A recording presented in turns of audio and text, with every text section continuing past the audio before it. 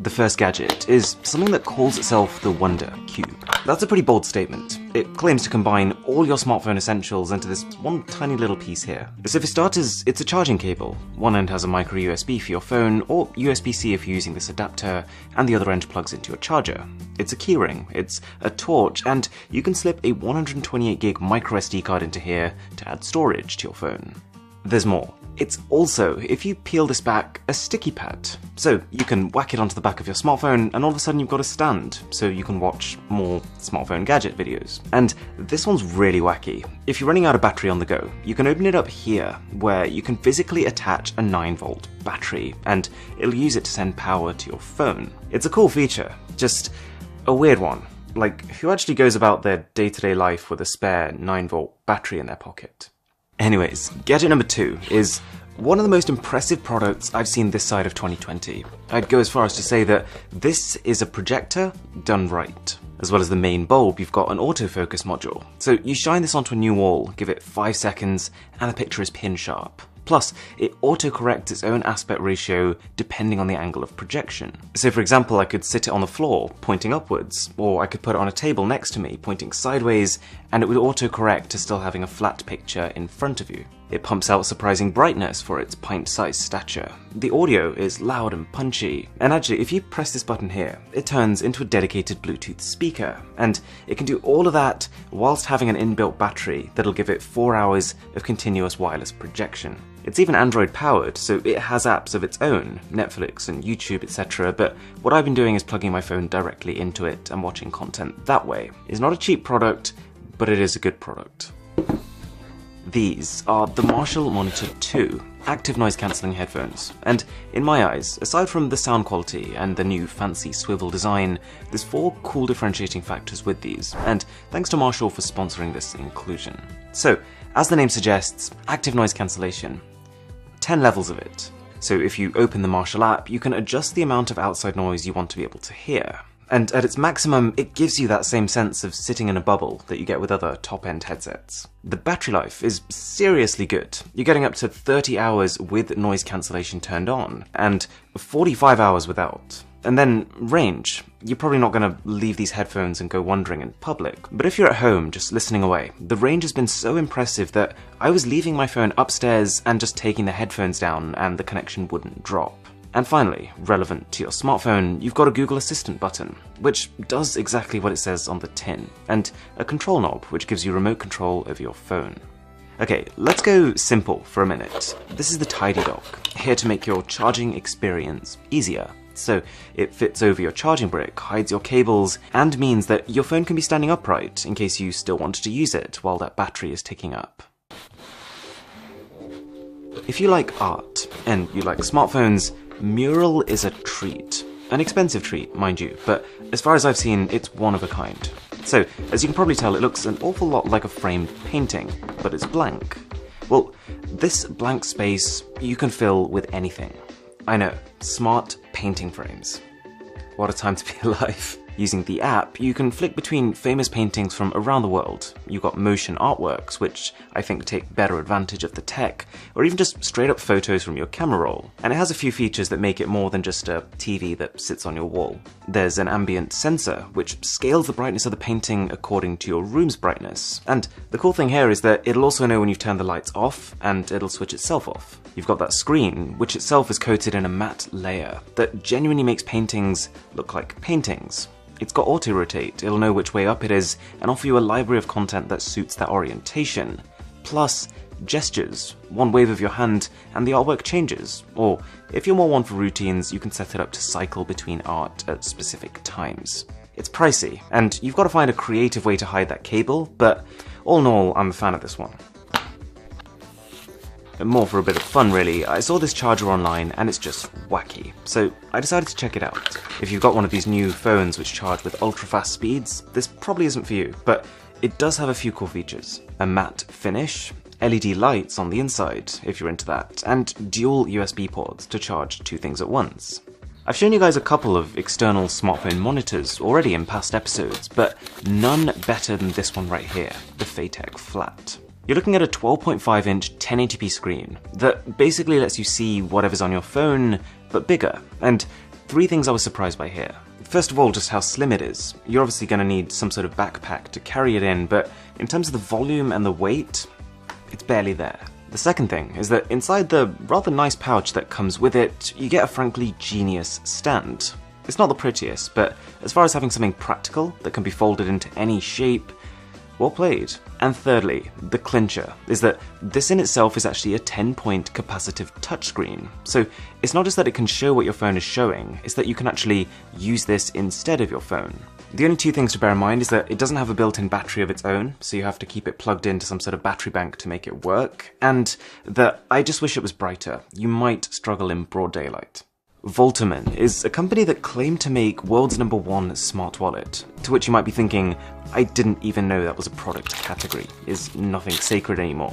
Well, it kinda surprised me. If you can deal with the price and the extra thickness that comes with having something like this, there's a lot going on here.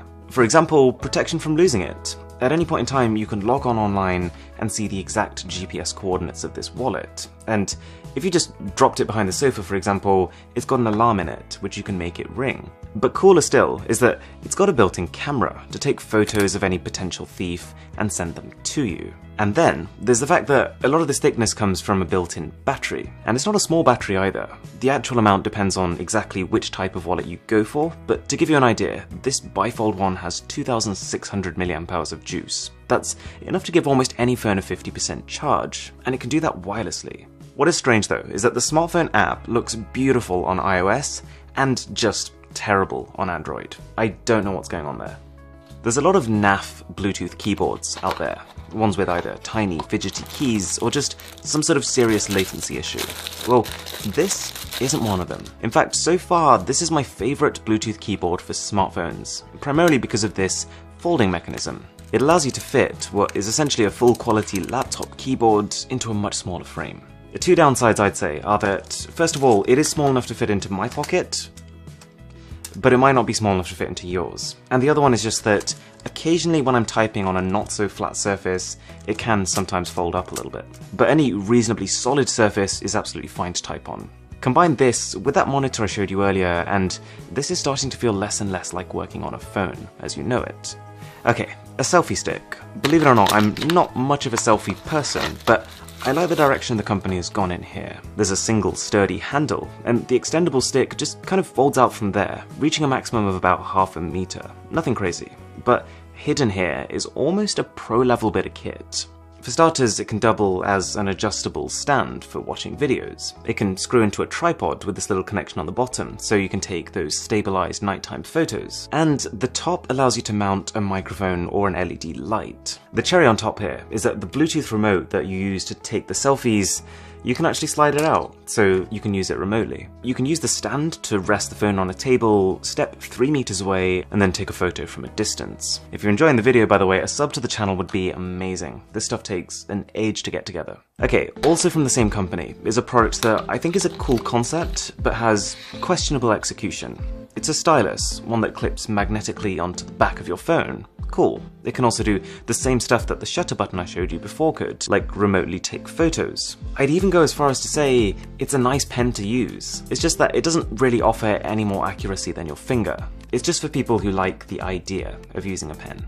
Now for something wearable. This is the TicWatch Pro 2020. And I've been using it for about 3.5 weeks now, which is as long as I've ever used a smartwatch. But I will preface this by saying I'm not personally a fan of smartwatches in general. The idea of having yet another thing that's buzzing and sending me notifications. But as far as smartwatches go, this does a lot of things that I appreciate. Compared to the company's last model, it's got twice the RAM and supposedly military-level durability, which I haven't put to the test yet, but I can say there isn't a scratch on the surface yet. And probably the coolest part of this watch is that it has 2 displays, stacked on top of each other. Your standard smartwatch AMOLED screen, but also an old school LCD for battery. I guess it's for people who want to have full smartwatch features, like the fitness capabilities, but who don't need a smartwatch viewing experience all the time. Like if you just use that LCD display, this thing has 30 days of battery life. Now, I talk a lot about great smartphone gadgets that I love using on these videos. This is not one of them. I bought it specifically to make a point that different is not always good. This is the Jam Jar. It's a Bluetooth speaker with some quite strange engineering decisions, like the fact that the main speaker is actually firing downwards, directly onto the surface that it's standing on. What it wants you to do is to pair your phone via Bluetooth, place your phone inside, and then use a separate remote to control your music. Who thought of this? Like, whose eureka moment was it to place their phone inside a glass box and then, instead of controlling music using your phone, like a normal person, to then pick up a remote to do it, which has a 3-foot range on a good day? Product design done right? Product design done wrong? Welcome to something that means business. This is for people who hoard gadgets, the kind of person who works on their phone, tablet, and laptop at the same time. I am proudly calling this one the Power Tower.